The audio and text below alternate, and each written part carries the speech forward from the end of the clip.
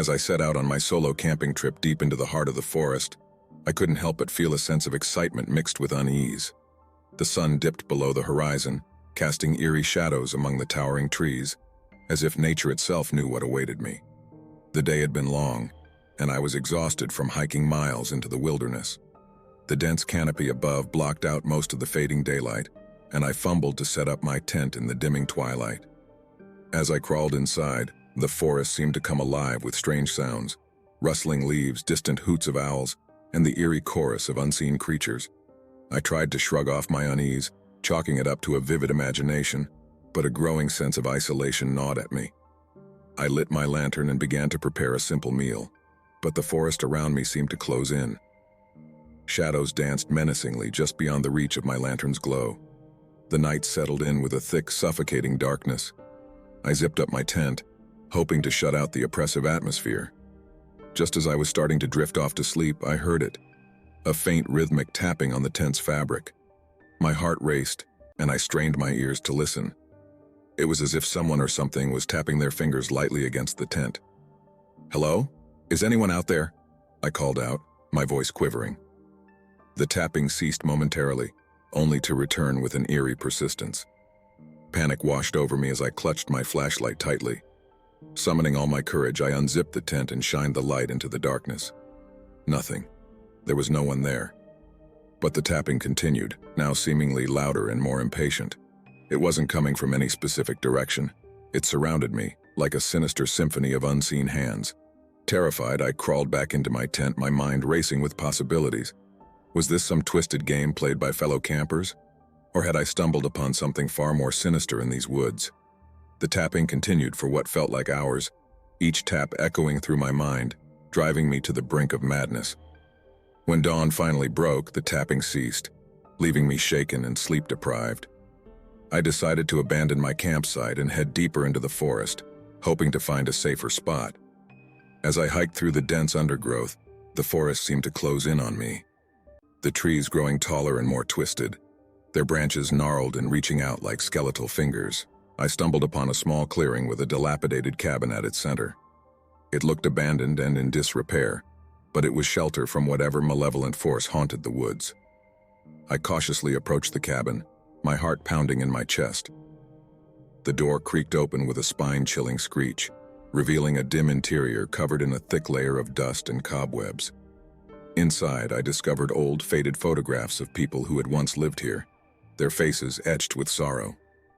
It seemed that this place had a tragic history, and I couldn't help but feel a growing sense of dread. The air inside the cabin was heavy, and an unsettling silence hung in the air. I decided to spend the night there, barricading myself in the cabin, hoping that the walls would keep me safe from the horrors of the forest. But as night fell, the cabin came alive with eerie whispers that seemed to emanate from the very walls themselves. The voices were hushed and unintelligible, but their presence filled me with dread. Suddenly, the old wooden floorboards beneath me groaned and shifted as if something were moving beneath the cabin. I froze in terror, realizing that I was not alone. Whatever it was down there, lurking in the darkness below. I could hear it getting closer, its slow, deliberate movements growing louder with each passing moment. My flashlight flickered, casting long, dancing shadows on the cabin's walls. As the unseen presence drew nearer, a chilling voice echoed in my mind. A voice filled with malice and ancient malevolence. "You shouldn't have come here," it whispered, sending shivers down my spine. The floorboards creaked just inches from where I sat, and I knew that my life was hanging by a thread. In a desperate attempt to escape, I burst through a window, ignoring the shards of glass that cut into my skin. I ran blindly through the forest, guided only by the pale light of the moon. The woods seemed to come alive around me, the trees reaching out to grasp at me, their branches twisted and gnarled like grotesque claws. I stumbled upon a clearing and collapsed to the ground, gasping for breath. The forest had taken on a sinister aura, and I realized that I was not the first to encounter its horrors. The spirits of those who had perished here seemed to linger, trapped in a never-ending nightmare. As the first rays of dawn broke through the trees, the malevolent presence that had pursued me faded, and the forest returned to an eerie stillness. I gathered my strength and began the long trek back to civilization, haunted by the chilling events of that night.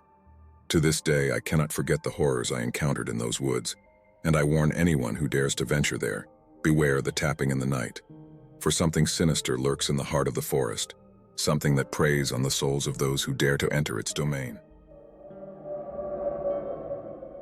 Camping with friends has always been an adventure filled with laughter, camaraderie, and shared memories. One particular camping trip with my closest friends stands out as a testament to the power of friendship and the joy of the great outdoors. We had chosen a picturesque lakeside campsite nestled among tall pine trees. The air was crisp, and the scent of the forest was invigorating as we set up our tents and gathered around a crackling campfire. The lake glistened in the fading daylight, beckoning us for a late afternoon swim. As the sun dipped below the horizon, we roasted marshmallows, exchanged stories, and laughed until our sides ached. The sound of our laughter echoed through the woods, a stark contrast to the solitude of the wilderness. Underneath a star-studded sky, we retired to our tents, each filled with a sense of contentment. But the night had a surprise in store for us. A distant rumble of thunder signaled an approaching storm, and the once clear sky grew overcast. Rain began to fall, first as a gentle drizzle and then as a torrential downpour. Our tents provided some shelter, but the sound of rain on the canvas was deafening. We huddled together, sharing jokes and ghost stories, the atmosphere inside the tent warm and cozy despite the storm raging outside. The hours passed, and the storm showed no signs of letting up. It was clear that our campfire dreams of a clear, starry night were dashed, but instead of feeling disappointed, we embraced the unexpected turn of events. We played card games by lantern light, sang songs, and made the best of the situation.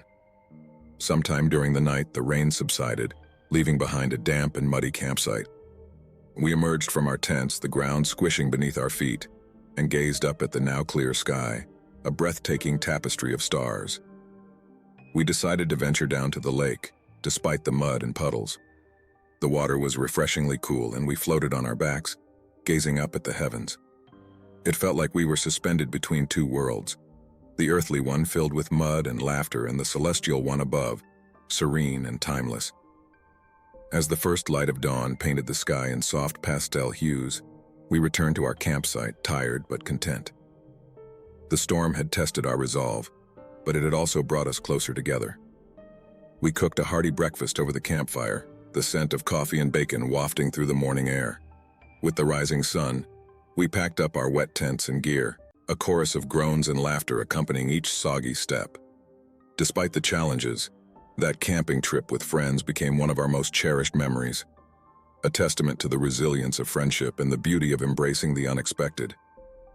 As we drove away from the campsite, our clothes damp and our faces streaked with mud, we couldn't help but smile. We knew that no matter where life took us, the bond forged in the wilderness, under a stormy sky and a canopy of stars, would remain unbreakable. Camping alone in the wilderness has always been my escape from the chaos of the modern world. The solitude, the untamed beauty of nature, and the sense of self-reliance drew me back time and again. But there was one camping trip that I would never forget, a journey into the wild that tested not only my survival skills, but the limits of my courage. I had chosen a remote location deep in the mountains, a place where cell phone signals were non-existent, and the nearest human soul was miles away. As I set up camp, I marveled at the breathtaking scenery that surrounded me, towering pines, a crystal-clear river, and a sky painted with a tapestry of stars. The first night was tranquil. I cooked a simple meal over the campfire and listened to the soothing sounds of the forest, the rustling leaves, the chirping crickets, and the distant hoot of an owl. I felt a deep sense of contentment as I gazed into the flickering flames, completely at peace with my solitude. But on the second night, things took an unsettling turn. As I lay in my tent, I heard a strange rhythmic humming coming from outside. At first, I dismissed it as the wind or some nocturnal creature, but the sound grew louder and more persistent. It was as if someone or something was singing a haunting melody in the darkness. I unzipped the tent and peered into the night, my flashlight cutting through the inky blackness. There, just beyond the edge of the campfire's glow, I saw her, a woman standing among the trees, her long, flowing dress swaying in the breeze. Her hair was as dark as the night itself, and her eyes glowed with an otherworldly light. "Who are you?" I called out, my voice trembling. She didn't answer, but continued to hum that eerie tune. It sent shivers down my spine, and I could feel a growing sense of unease. I took a hesitant step towards her, my curiosity outweighing my fear. But with each step, she seemed to recede into the shadows, always just out of reach. I followed her deeper into the forest, the trees closing in around me like silent sentinels. Hours passed, and I realized that I was hopelessly lost. Panic set in as I stumbled through the darkness, calling out for help, but my pleas were met with only the echoing of my own voice. The woman's haunting melody never wavered, always leading me further into the wilderness. As dawn broke, I found myself in a clearing surrounded by ancient, gnarled trees. The woman was gone, and I was alone once more. Exhausted and disoriented, I collapsed to the ground, my body trembling with fear and exhaustion. It took me days to find my way back to civilization, surviving on the meager supplies I had brought with me. When I finally returned home, I couldn't shake the feeling that I had encountered something supernatural in those woods, something that defied explanation. To this day, I wonder about the mysterious woman and her haunting song. Was she a lost soul, a guardian spirit, or something more sinister? I may never know the answer, but one thing is certain. That camping trip alone in the wilderness changed me forever. A reminder that the beauty of nature can sometimes hide a darkness that defies understanding.